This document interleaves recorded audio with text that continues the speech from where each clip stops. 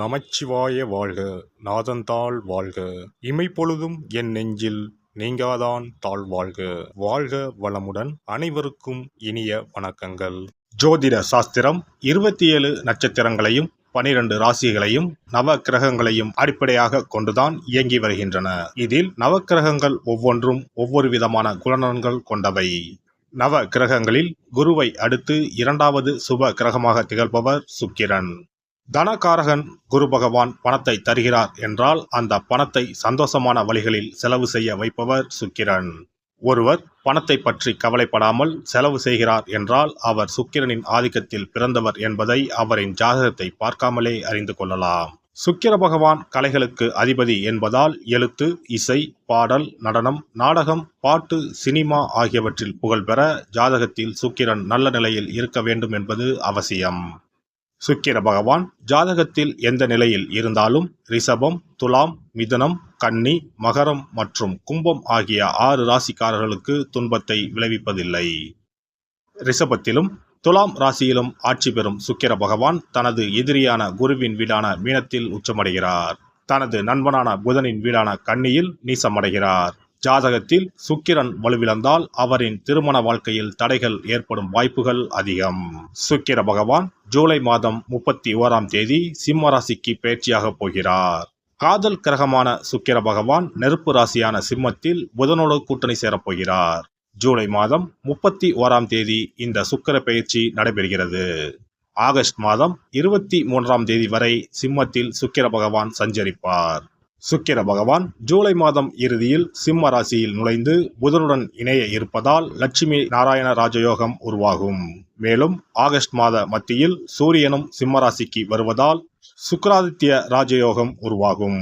புதன் சுக்கிரனோடு ஆட்சி பெற்ற சூரியனும் இணைவதால் உங்கள் ராசிக்கு என்ன பலன்கள் கிடைக்கப் போகிறது, எதில் எல்லாம் கவனமாக இருக்க வேண்டும் என்று பார்க்கலாம். உங்கள் வாழ்வில் வளமும் நலமும் செல்வ செழிப்பும் பெற்று வாழ்வின் உயரிய நிலையை அடைய எல்லாம் வல்ல எம்பெருமானை வேண்டி விரும்பி கேட்டுக்கொள்கிறேன்.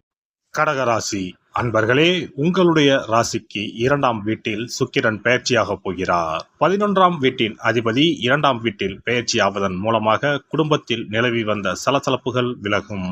உங்களை பற்றி தற்போது அடுத்தவர்கள் பேசும் அளவிற்கு நல்ல மதிப்பும் மரியாதையும் சமுதாயத்தில் உண்டாகும். ஏற்கனவே லாபஸ்தானத்தில் குரு பகவான் அமர்ந்து உங்களுக்கு தேவையானவற்றை கொடுத்து கொண்டிருக்கிறார். இந்த சமயத்தில் குரு பகவான் அமர்ந்த வீட்டின் அதிபதி சுக்கிரன் உங்கள் ராசிக்கு 2ஆம் இடத்தில் வரும்போது திடீர் தனயோகம் ஏற்படும். வருமானம் அதிகரிக்கும். குடும்பத்தில் மகிழ்ச்சி உண்டாகும். பல வகையிலும் அனுகூலமான பலன்கள் உண்டாகும். பணப்புழக்கம் அதிகரிக்கும். முக்கியமான முடிவுகளை எடுப்பதற்கு உகந்த காலகட்டம் இதுவாகும். திருமண வயதில் உள்ள பெண் அல்லது பிள்ளைக்கு திருமண முயற்சிகளை மேற்கொள்வது சாதகமாக முடியும். வெளிநாட்டில் இருக்கும் பிள்ளைகள் மூலம் மகிழ்ச்சி தரும் செய்திகள் கிடைக்கும். வெளிநாடு செல்ல விசா கிடைக்கும். கணவன் மனைவிக்கு இடையே அந்யோன்யம் அதிகரிக்கும். உங்கள் முயற்சிக்கு வாழ்க்கை துணையின் ஆதரவு கிடைக்கும். பழைய வாகனத்தை மாற்றிவிட்டு புதிய வாகனம் வாங்கும் யோகம் உண்டாகும். தாய்வழி உறவினர்களால் சில பிரச்சனைகள் ஏற்பட்டாலும் அதனால் பாதிப்புகள் எதுவும் இருக்காது. பழைய கடன்களை திருப்பி தருவதற்கான சந்தர்ப்பம் ஏற்படும். சிலருக்கு வெளியூர் அல்லது வெளி மாநிலங்களில் அமைந்துள்ள பிரசித்தி பெற்ற கோயில்களை தரிசிக்கும் வாய்ப்புகள் உண்டாகும். நண்பர்களால் ஆதாயம் உண்டு. சகோதரர்கள் அனுசரணையாக நடந்து கொள்வார்கள். அலுவலகத்தில் பணிச்சுமை குறைவதால் உற்சாகமாக இருப்பீர்கள். சக ஊழியர்களிடையே மதிப்பும் மரியாதையும் அதிகரிக்கும். நிர்வாகத்தினிடம் வைத்த கோரிக்கைகள் நிறைவேறும். பதவி உயர்வுக்கும் ஊதிய உயர்வுக்கும் வாய்ப்புகள் உண்டு. வியாபாரம் மற்றும் தொழிலில் நல்ல வளர்ச்சியை காணலாம். விற்பனையும் லாபமும் அதிகரிக்கும். பணியாளர்களின் ஒத்துழைப்பு நன்றாக இருக்கும். சக வியாபாரிகள் அனுசரணையாக நடந்து கொள்வார்கள். பெண்களுக்கு இந்த காலகட்டத்தில் பிரச்சனைகள் எதுவும் இருக்காது. புகுந்த வீட்டினரின் அன்பும் ஆதரவும் மகிழ்ச்சி தரும். உங்கள் ஆலோசனைகள் பெரிதும் பாராட்டுகளை பெறும். வேலைக்கு செல்லும் பெண்களுக்கு அலுவலக சூழ்நிலை மகிழ்ச்சியாக இருக்கும். சலுகைகளும் கிடைக்கும். சுக்கிர பகவானின் அருளை பெற கும்பகோணம் அருகே இருக்கும் சுக்கிரனுக்கு உரிய ஸ்தலமான கஞ்சனூர் சென்று வழிபட்டால் சிறப்பான பலன்களை பெறலாம். சென்னையில் இருப்பவர்கள் மாங்காட்டில் இருக்கும் வெள்ளீஸ்வரர் கோவிலுக்கோ மயிலாப்பூரில் இருக்கும் வெள்ளீஸ்வரர் கோவிலுக்கோ சென்று வழிபட்டால் சிறப்பான பலன்களை பெறலாம். இனி சுக்கிர பகவானின் அருளை முழுமையாக பெற வெள்ளிக்கிழமையில் செய்ய வேண்டிய வழிபாடு என்ன என்பதனை பற்றி காண்போம். வெள்ளிக்கிழமை என்பது தெய்வ வழிபாட்டிற்கு உரிய நாளாகும். அதிலும் குறிப்பாக மகாலட்சுமியை வழிபடுவதற்கு சிறப்பான கிழமையாக கருதப்படுகிறது. நமக்கு செல்வத்தை வாரி வழங்கக்கூடிய மகாலட்சுமி தேவியும் குபேரனும் நம்முடைய பூர்வ ஜென்ம கர்ம வினைக்கு ஏற்ப பலாபலன்களை கொடுக்கிறார்கள். அதை அனுபவிக்க செய்யும் பொறுப்பு சுக்கிர பகவான் பார்த்து கொள்கிறார். ஒருவர் செல்வந்தராக இருப்பதற்கு ஜாதகத்தில் சுக்கிரன் அருள் கட்டாயம் இருக்க வேண்டும். சுக்கிரனுடைய அருள் பெற வெள்ளிக்கிழமையில் சுக்கிரஹோரை வரும் நேரத்தில் இவ்வாறு வழிபாடு செய்தால் சுபபோக வாழ்க்கையை அனுபவிக்க முடியும். ஒருவருடைய ஜாதகத்தில் சுக்கிரன் நீச்சம் பெற்றால் உடல் ரீதியான ஆரோக்கிய ரீதியான பாதிப்புகள் ஏற்படும். சொத்து சுகங்கள் எவ்வளவு இருந்தாலும் அதை முழுமையாக அனுபவிக்க முடியாமல் செய்துவிடும். பெரிய பெரிய பணக்காரர்களை எடுத்துக்கொண்டால் அவர்களிடம் எவ்வளவு காசு கொட்டி கிடந்தாலும் சுக்கிர தசை இல்லை என்றால் அவ்வளவு பணமும் வீண் விரயமாகத்தான் போகும். குறிப்பாக மருத்துவ செலவுகள் செய்தே சொத்துக்கள் அழியும் நிலை வரும். இதற்கு சுக்கிர பகவானுடைய வழிபாடு நல்ல ஒரு பலனை கொடுக்கும். சுக்கிர பகவானுக்கு வெள்ளிக்கிழமை என்பது உரிய தினமாகும்.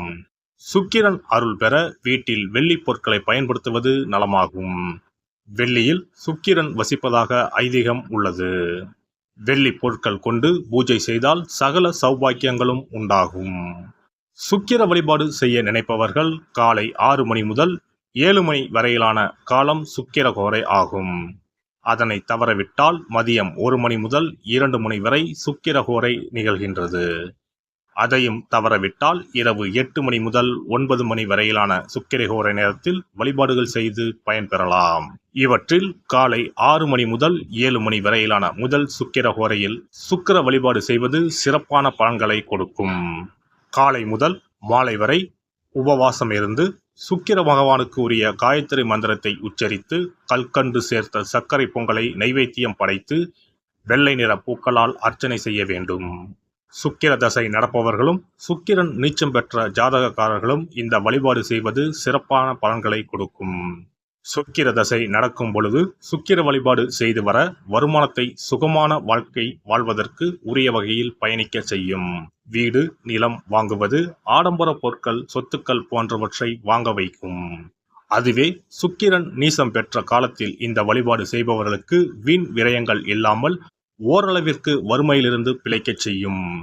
வெள்ளிக்கிழமையில் நவக்கிரக கோவிலுக்கு சென்று சுக்கிர பகவானுக்கு வெள்ளை வஸ்திரம் சாற்றி வழிபாடு செய்யலாம். வெள்ளை நிற நைவேத்தியங்கள் தயார் செய்து கோவிலில் வரும் பக்தர்களுக்கு தானம் செய்யலாம். இவ்வாறு செய்து வர சுக்கிரனின் முழு அருளும் கிடைக்கப் பெற்று வாழ்வில் உயரிய நிலையை அடைவீர்கள். எல்லாம் வல்ல இறையருளால் நீங்களும் உங்கள் அன்பு குடும்பமும் உடல் நலம், நீலாயுள், நிறை செல்வம், உயர் புகழ், மெய்ஞானம் ஓங்கி வாழ்க வளமுடன். இந்த வீடியோ பதிவு உங்களுக்கு பிடித்திருந்தால் லைக் பண்ணுங்க, கமெண்ட் பண்ணுங்க, ஷேர் பண்ணுங்க, மறக்காம சப்ஸ்கிரைப் பண்ணுங்க, பக்கத்துல இருக்கிற பெல் பட்டனை கிளிக் பண்ணுங்க. நன்றி, வணக்கம். ஓம் நமச்சிவாய, சிவாய நம.